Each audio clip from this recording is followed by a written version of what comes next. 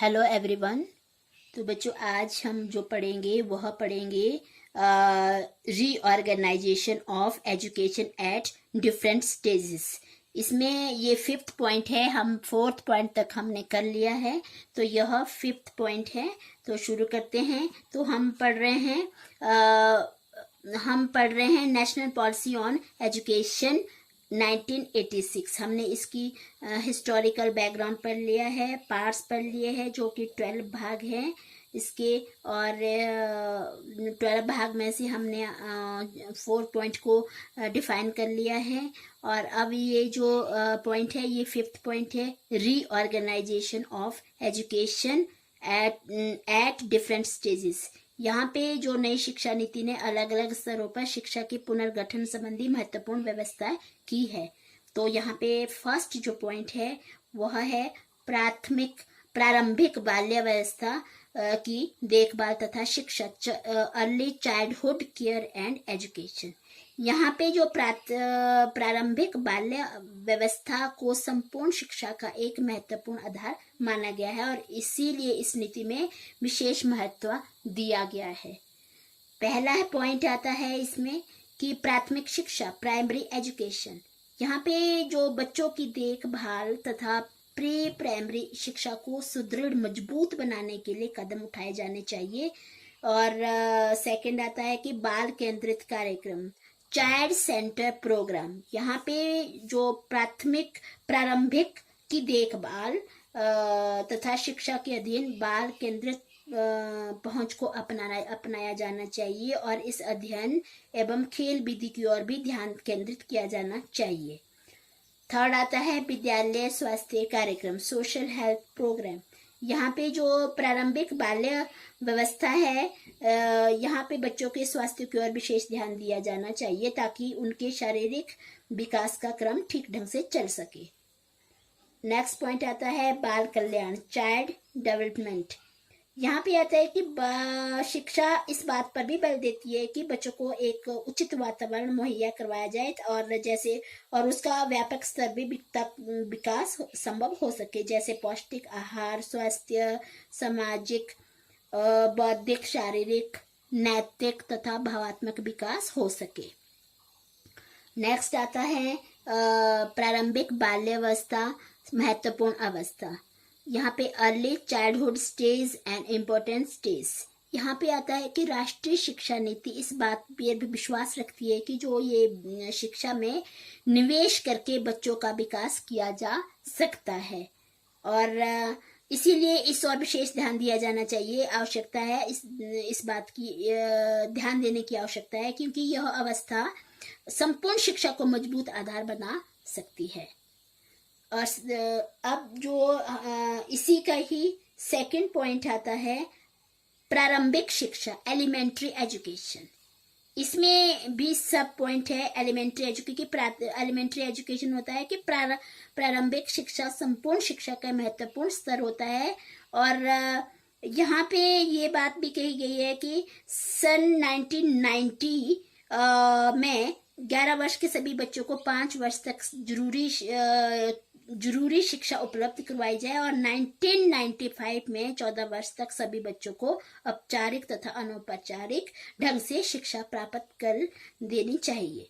और इस संबंध में निम्नलिखित उपाय भी की व्यवस्था की गई है। तो पहला क्या है, पाठ्यक्रम का ढांचा, फ्रेमवर्क ऑफ करिकुलम। ये होना चाहिए कि इस नीति में अनौपचारिक शिक्षा का पाठ्यक्रम छात्रों की जरूरतों तथा स्थानीय स्थिति के अनुसार होना चाहिए और परंतु साथ ही इस बात की व्यवस्था भी हो जानी चाहिए कि जो पाठ्यक्रम का ढांचा राष्ट्रीय पाठ्यक्रम के जरूरी भाग में मेल खाता हो।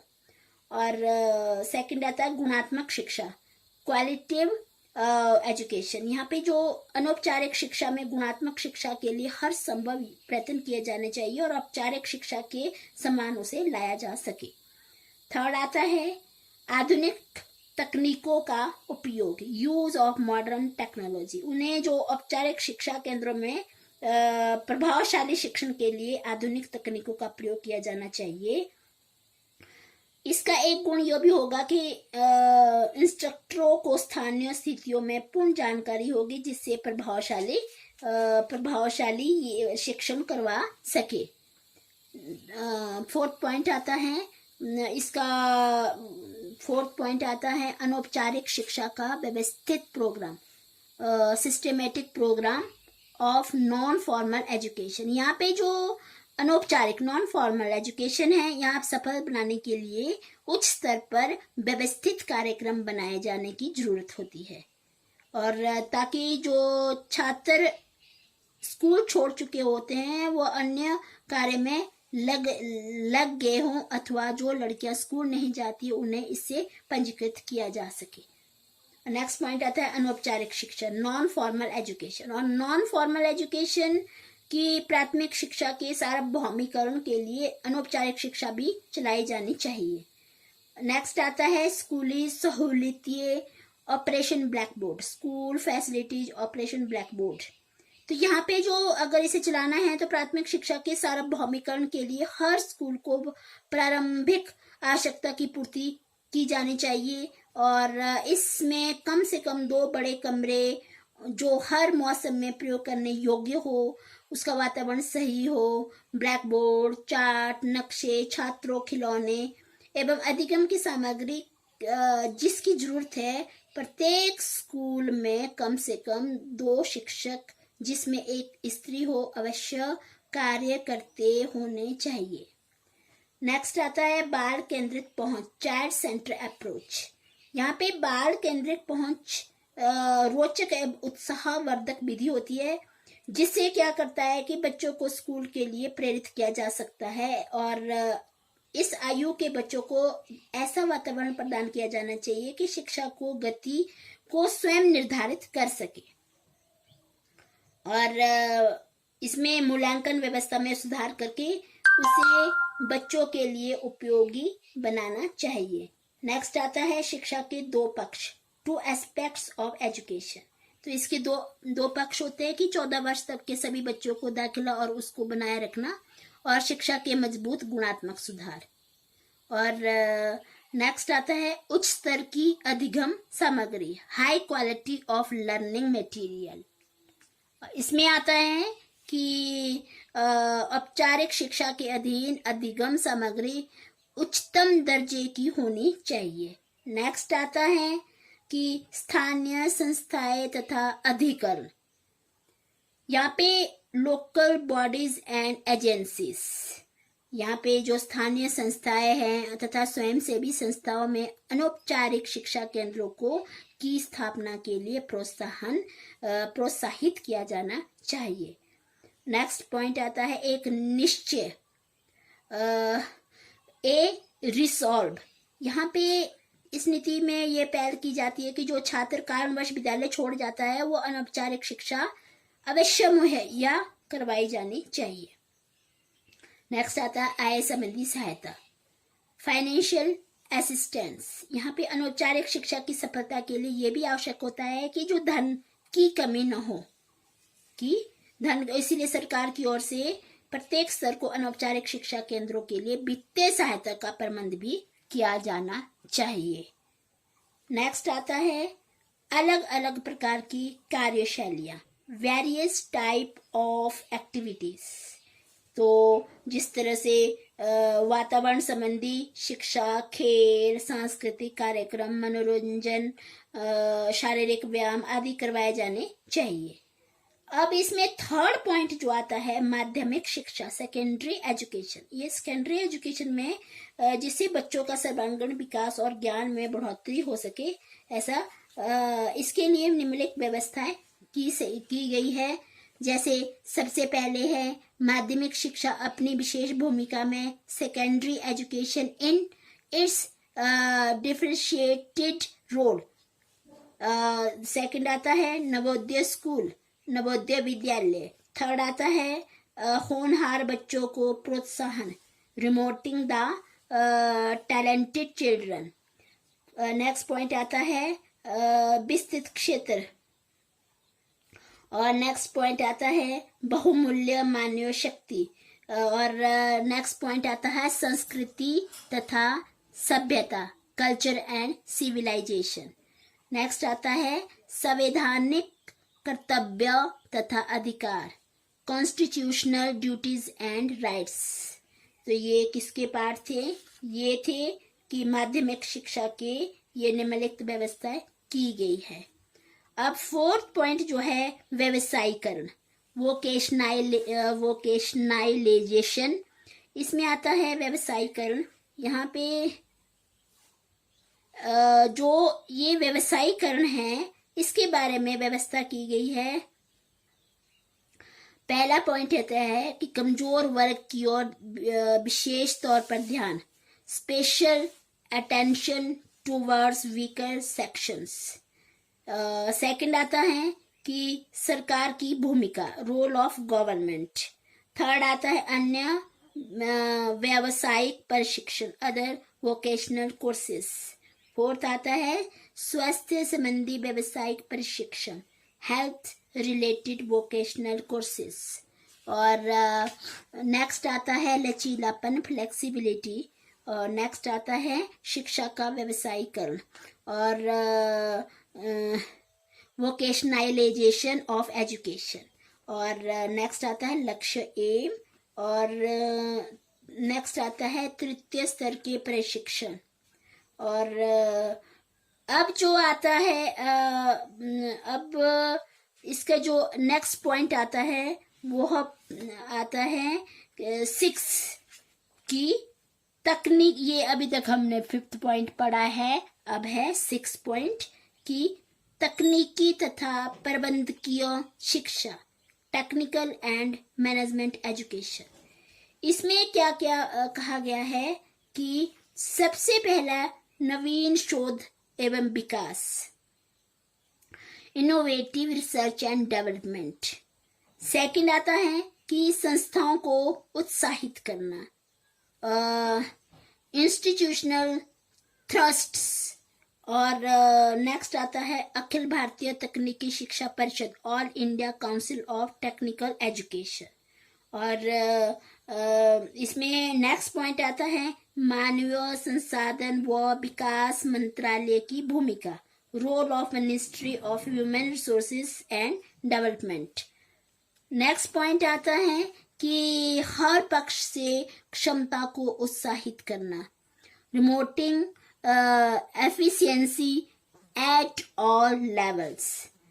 नेक्स्ट पॉइंट आता है मांग से निपटना, to meet the demand. Next point आता है कमजोर वर्गों को प्रोत्साहन, promoting the weaker sections.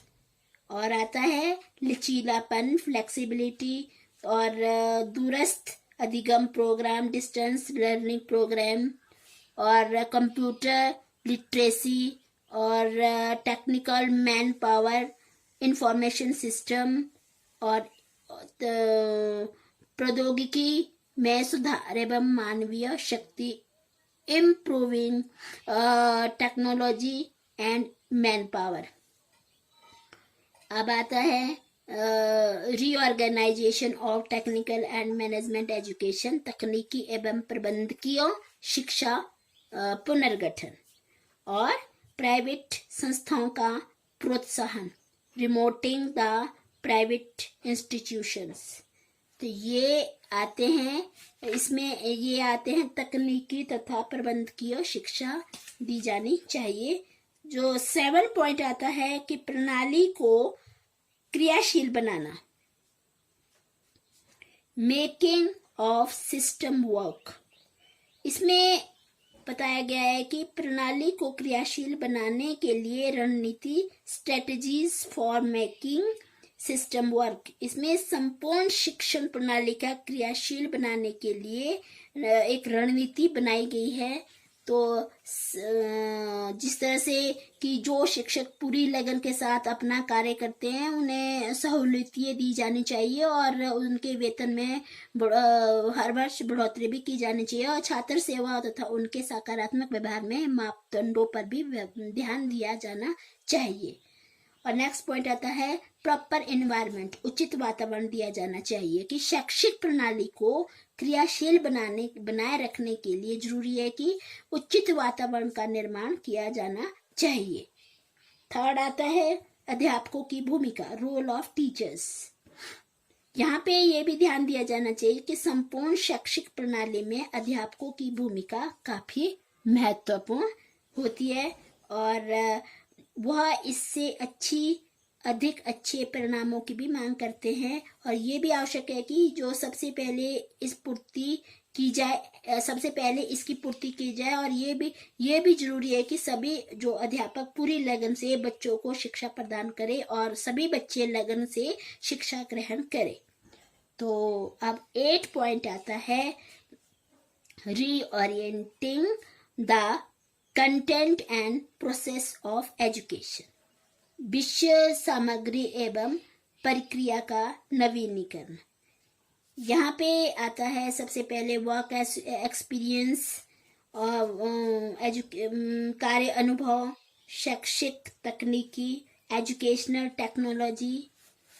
Third आता है कि पुस्तकालय में सुधार, इम्प्रूवमेंट इन एग्जिस्टिंग लाइब्रेरीज, गुणात्मक पुस्तकों की उपलब्धता, अवेलेबिलिटीज ऑफ क्वालिटिव बुक्स, भाषाएं लैंग्वेजेस, मूल्य पर आधारित शिक्षा, वैल्यूज बेस्ड एजुकेशन, सांस्कृतिक विषय वस्तु, कल्चर और कंटेंट्स, और मूल्यांकन प्रक्रिया तथा परीक्षा में सुधार, evaluation process and examination reforms. और इसके बाद आता है नौजवानों वर्ग की भूमिका, रोल ऑफ यूथ क्लास, और खेल एवं शारीरिक शिक्षा, स्पोर्ट्स एंड फिजिकल एजुकेशन, वातावरण तथा शिक्षा, एनवायरनमेंट एंड एजुकेशन। ये सारी जानकारी प्रदान की जानी चाहिए।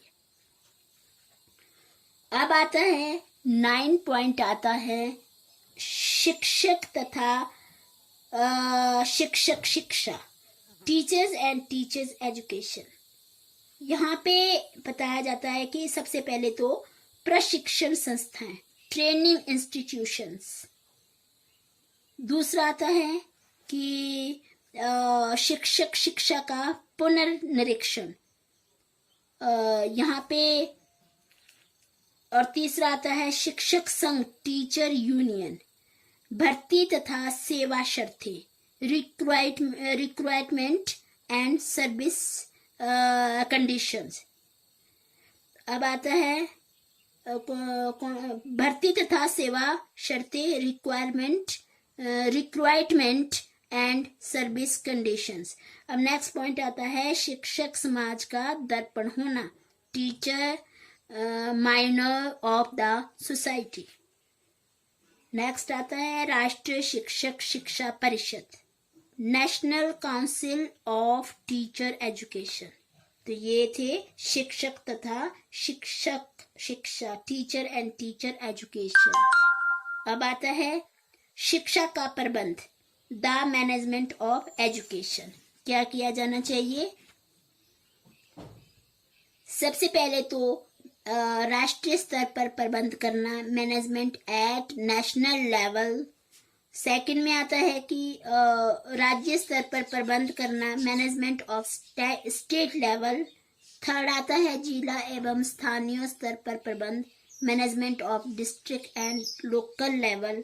और ऐच्छिक अभिकरण, वॉलेंट्री एजेंसीज, ये आते हैं। इसमें शिक्षा का प्रबंध किया जाना चाहिए। अब जो नेक्स्ट आता है संसाधन तथा पुनः निरीक्षण, रिसोर्सेज एंड रिव्यूज। इसमें क्या है कि अदर सोर्सेज और रिव्यू और शेयर ऑफ नेशनल इनकम। तो जिस तरह से अदर सोर्सेज में आता है कि इसके अतिरिक्त लाभ प्राप्त करने वाले समुदाय को स्कूल भवन के निर्माण के लिए प्रेरित किया जाए। और निरीक्षण आता है कि रिव्यू में राष्ट्रीय शिक्षा नीति के लागू होने के पश्चात सभी पक्षों को प्रत्येक 5 वर्ष के पश्चात पुनः निरीक्षण अवश्य किया जाना चाहिए।